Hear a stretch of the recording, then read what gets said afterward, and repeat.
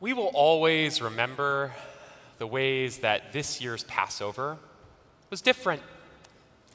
Laptops and iPads instead of place settings, PowerPoints and PDFs instead of Haggadahs. But during our big central synagogue virtual Seder, there was one sweet moment that felt familiar to me.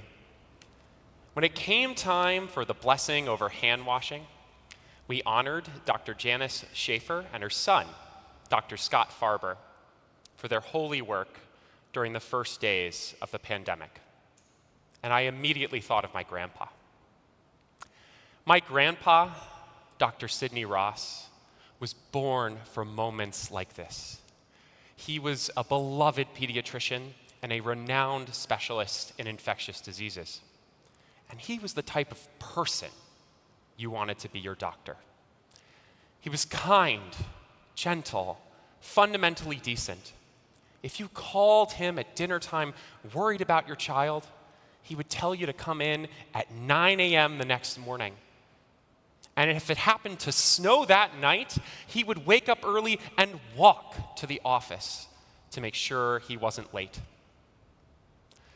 But more important than all that good stuff, he was a religious hand washer.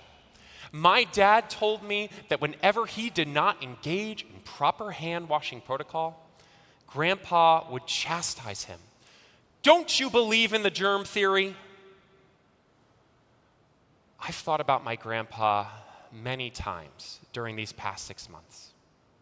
When I stand at the kitchen sink and soap up my hands, I sing happy birthday to him twice.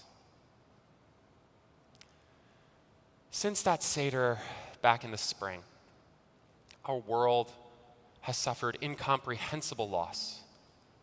We mourn 108 loved ones of our central synagogue family. Over 200,000 Americans, 1 million people around the globe. Every year, we bring to Yizkor our private heartache. But this year, we also bring the crushing burden of our collective sorrow.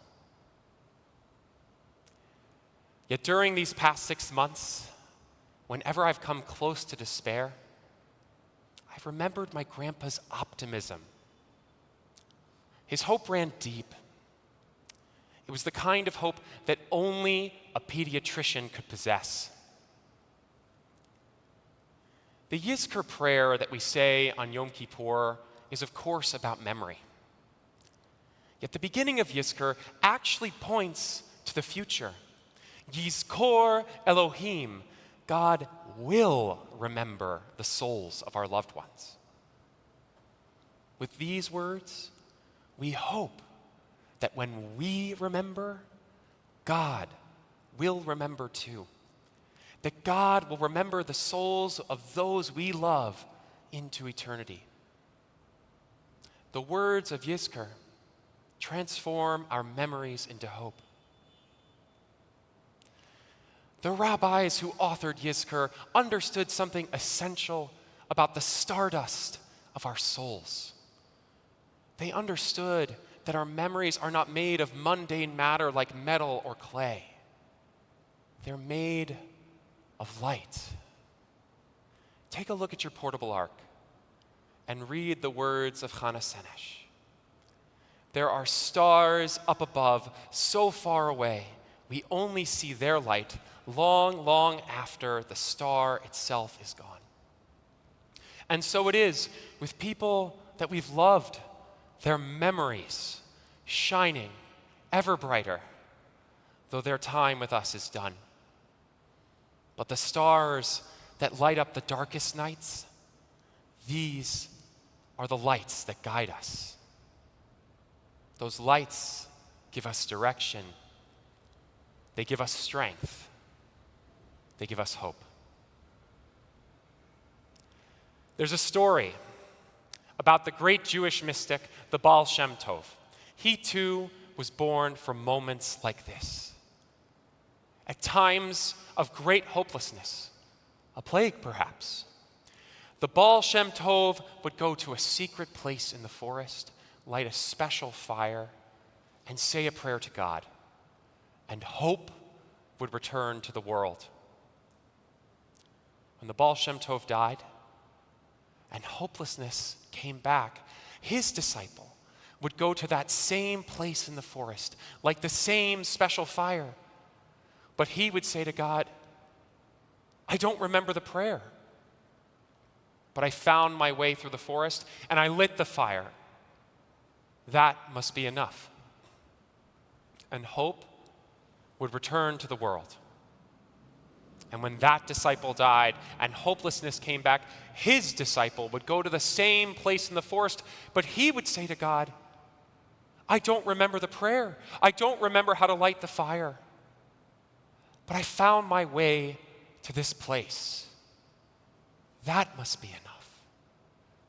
And hope would return to the world. And when that disciple died and hopelessness came back, his disciple would hold his head in his hands and say to God, I don't remember the prayer, I don't remember how to light the fire, and I don't remember the place in the forest. But I remember the story.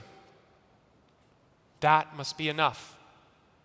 And hope would return to the world.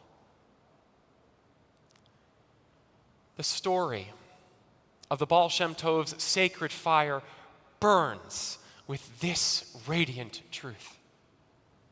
Our memories are enough. Even in the midst of this terrible pandemic, the luminous memories of our loved ones are enough to get us through this darkest of nights. I'm blessed with many memories of my grandpa, but if you ask my mom and dad, they'll tell you about my grandpa's hands, and not just about the legendary hand washing. His hands were as big as pillows. They were so big that he could hold a newborn baby in just one of them. Like the Baal Shem Tov's disciple, I never saw this miracle. But I carry with me the memory that one day my grandpa washed his hands, walked into a room, and scooped me up in one hand for the first time. He smiled at me. The light of his blue eyes shined in mine.